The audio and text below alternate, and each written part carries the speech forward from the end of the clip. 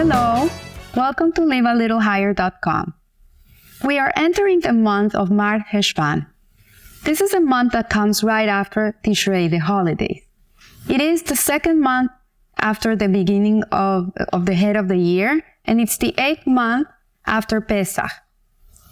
MarChesvan is known as a bitter month. Mar comes from the word maror, which means bitter.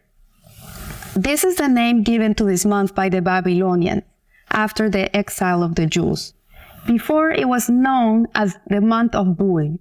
Bul comes from the Mabul, from the flood. In this month, we don't have any special celebrations, any special holidays. That's why it's called a bitter month. Why is this? Not even the month of Av, which is the saddest month of the year, where we're crying for the destruction of our temples, we would call bitter. And this is because even in a sad month, there is a spiritual connection to Hashem. There's something that's connecting us to Him. But after having such a high last month, suddenly we wake up today and there's nothing. There's no Jewish holidays in this month.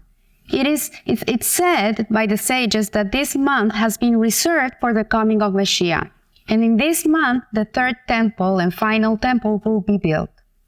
So let's look at the significance of this month a little closer. Mar, bitter, is a word that's used when there's no connection to Hashem. So what happens after a month where you're connected to Him the whole month and suddenly you wake up and the next day, where's the inspiration? What am I going to do with everything that got me inspired last month? With all the resolutions I made in Rosh Hashanah and in Yom Kippur, in all the things I want to change in my life, how do I get to them? So what happens is that in this month, it would be compared, there's an analogy that Hashem is like a father, like a loving father, and He's holding His child to teach him how to walk. Suddenly, when a father is teaching a child how to walk, he has to let go at a certain point, right? So what happens? The father sees that the kid has given 3-4 steps on his own, and then he starts getting away from him so he can walk alone. It doesn't mean that the father's not there for his child. He's absolutely there. If the child falls down, the father's going to run and pick him up.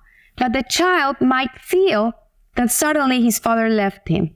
And this is the feeling that we have this month. That last month we were being carried by Hashem the whole month. And suddenly this month we feel like He's not even holding our hand. And this is why it's felt bitter. But in the bitterness, there's a good component. When you feel bitter about something, you feel you have to create a change. You feel that you have to change something. When we get depressed, it's a different feeling because depression is something that lowers you and puts you in a dark place and doesn't allow you to do things. It's the opposite. It will like suck you into a black hole and won't let you out. But bitterness is a feeling that you get so frustrated and angry that nothing is happening that you say, no, I have to go and do it. Because you have this feeling inside of you that you have to go and do it. So it is not a coincidence that on the month of MarChesvan is a month of rain in Israel.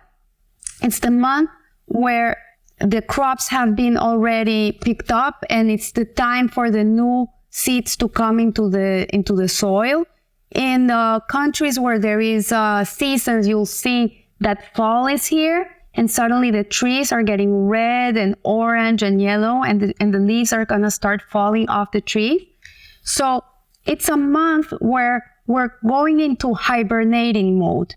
And this mode is not that we're not doing anything. In the times of winter that are cold, brutal months where it's bitter, you might think that life has stopped. But in reality, something new is brewing inside of that soil. So even if you go into the vineyard and you don't see the vine growing, you see nothing. In reality, under the soil, there's a whole new potential of life that's gonna come through.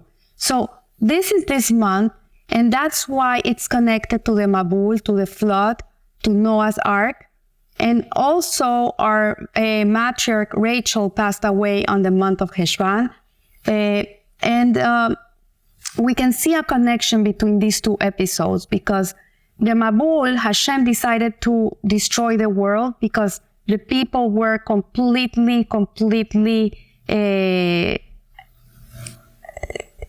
not good people. They were stealing, they were killing, there was no mentality about community and helping each other and being kind to each other. It was a complete degenerate society, and Hashem saw that there was nothing he could do with them, and he decided to destroy them.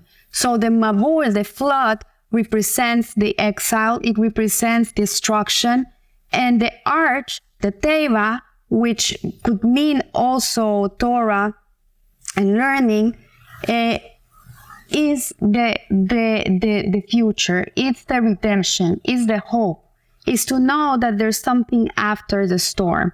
And that when something dies, it doesn't mean it ended there. It means that something new is coming.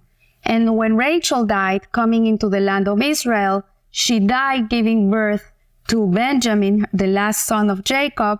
He was going into Israel, and she died right before entering Israel.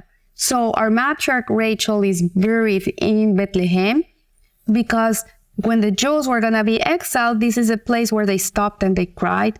Today, many people go and visit her cover and they pray for miracles which happen. And they say that she really takes care of the Jewish people. Her son, Benjamin, grew up in the land of Israel.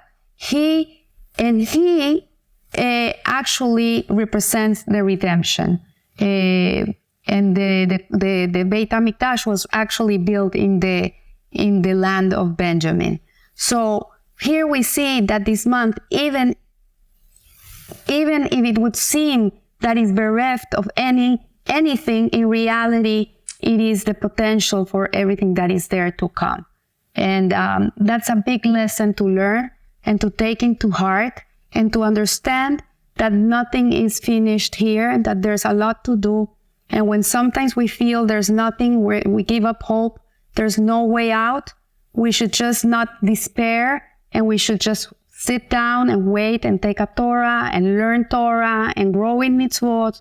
This is a time where our potential is being born, and we should take advantage of the energy of this month so we can grow and get strong. So beautiful offspring will come out of us. Beautiful mitzvot and beautiful midot. So I want to thank you, and I hope to see you next month in the new moon. Thank you.